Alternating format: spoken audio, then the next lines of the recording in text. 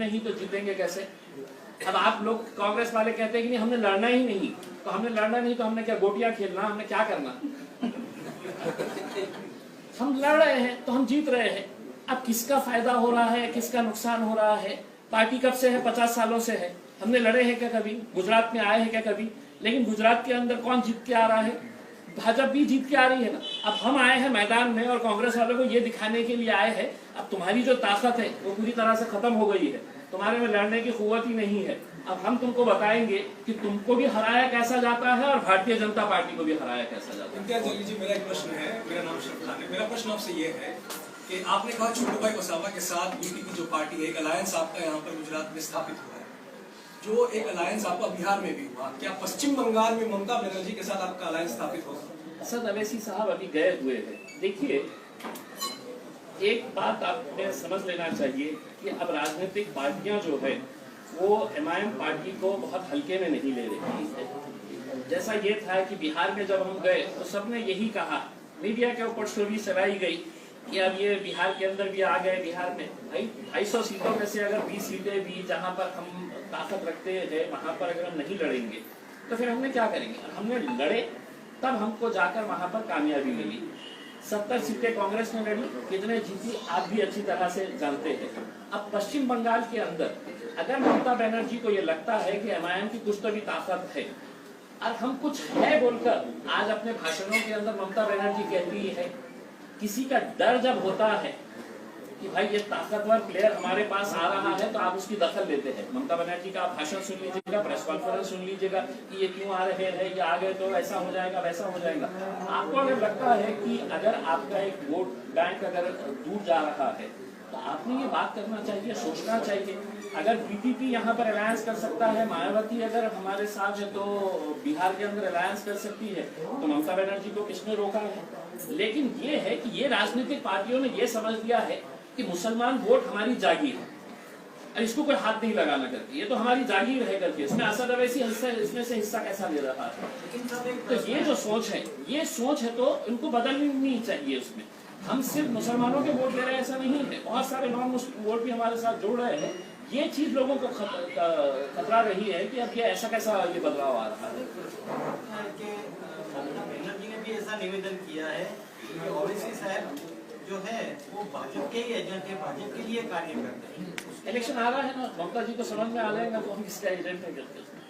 अब अगर हम हमारा एजेंडा, हमारी पॉलिटिकल पार्टी, अगर आप ये कहेंगे कि नहीं अवैसी साहब ने जहां पर भी इलेक्शन लड़ रहे हैं वहां के जो राज्य के हेड है उनसे जाके इजाजत लेके आए। अब हम गुजरात में आ रहे हैं तो हम मोदी साहब के पास जाएंगे और पूछेंगे मोदी जी हम लड़ना के इलेक्शन करें।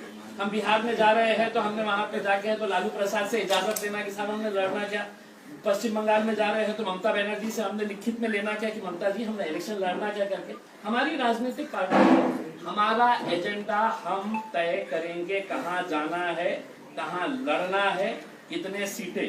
और ये जो सवाल है, अब ये सवाल ना तो लोगों को हजम होता है कि भाई इन्हों गए तो इनका नुकसान होता है, इसका फायदा होता है। हमने 70 सालों तक अहरे गैरों के फायदे के बारे में सोचा, वो हमारे फायदे के बारे में बात कर रहे हैं, बस खुली बात है। पर आप जिस विस्तार में रह रहे हैं उन्हीं शहर का नाम औरंगाबाद से बदल के सुंदरजनगर करने की मांग है, उसमें अभी तक ये मामला नहीं सुलझा। अब दूसरी जगह भी जाने की बात करें पर अपनी जगह का मामला नहीं सुलझा। नहीं सुलझा क्या है उसका? हम तो औरंगाबाद में पैदा हुए हैं और हम इंशाल्लाह औरंगाबाद में ही मरेंगे।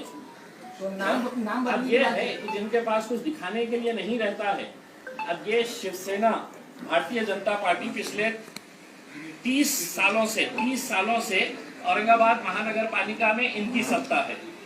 इलेक्शन जब भी आया, चाहे वो लोकसभा का इलेक्शन आए, चाहे वो विधानसभा का आए या महानगर पालिका का इलेक्शन आए, इलेक्शन आया कि छत्रपति शिवाजी महाराज की जय, संभाजी महाराज के नाम के ऊपर शहर का नाम रख दो।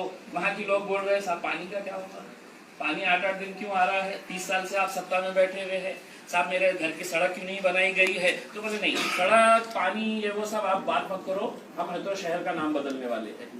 हमारा ये कहना है कि इस मुल्क के अंदर जहां जहां भी इस तरह की हरकतें जो हो रही है वो सिर्फ मन भटकाने के लिए ये एक षड्यंत्र रचा जाता है कि मन भटका दो लोगों को, है तो बहकावे में लेके आ जाओ। हिंदुस्तान के अंदर रहने वाले जितने भी लोग हैं वो बड़े भावनिक होते हैं, अरे संभाजी महाराज के नाम का विरोध हो रहा है। नहीं, हम साफ तरीके से बताना चाहते हैं कि इस मुल्क के अंदर जितने भी बड़े बड़े नेशनल हीरोज हैं, चाहे वो बाबा साहब अम्बेडकर हो, छत्रपति शिवाजी महाराज हो, संभाजी महाराज हो, हम इनका पूरा आदर करते हैं, गर्व है हमें इन लोगों के ऊपर।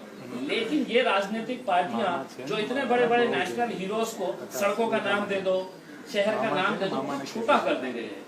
और इसलिए कर रहे हैं कि इनको दिखाने के लिए इलेक्शन में कुछ नहीं है कि जब लोग जाएंगे और आपसे पूछेंगे कि साहब मेरे पास सड़क क्यों नहीं बन रही है, मेरे पास गंदगी क्यों पड़ी रहती है, मेरे पास कचरे का ढिगार क्यों पड़ा रहता है, तो बोलेंगे कि नहीं अब ये मुद्दा नहीं। अब मुद्दा जो है वो आप 30 साल से है ना, आप 30 साल से अगर महानगर पालिका के अंदर रहने के बाद भी अगर ये सब सुविधाएं नहीं दिए और फिर जब इलेक्शन आया, आप रिकॉर्ड निकाल के देख लीजिएगा। मैं आपको एक रिक्वेस्ट करूंगा पत्रकारों को कि इससे 5 साल पहले का मुद्दा संभाजी नगर, असेंबली का इलेक्शन आया संभाजी नगर, लोकसभा का, तो ये सिर्फ भटकाने के लिए। लेकिन अब लोग बहुत होशियार, क्योंकि सोशल मीडिया के दौर में हम सब रह रहे थे, अब यंगस्टर बहुत होशियार हो गया है, वो इन बातों के अंदर नहीं आने वाला। सर एक प्रश्न है, ओवैसी साहब जब भी बोलते हैं किसी भी पक्ष के बारे में कि हिंदुत्व का कार्ड लेके लड़ रहे हैं चुनाव, तो आप क्या गुजरात के मुस्लिम कार्ड लेकर लड़ेंगे? सर मैंने तो आपको पहले ही साफ कह दिया है, मेरा रिकॉर्ड हो गया है, कैमरे के अंदर भी दर्ज हो गया है मैंने क्या कहा है करके।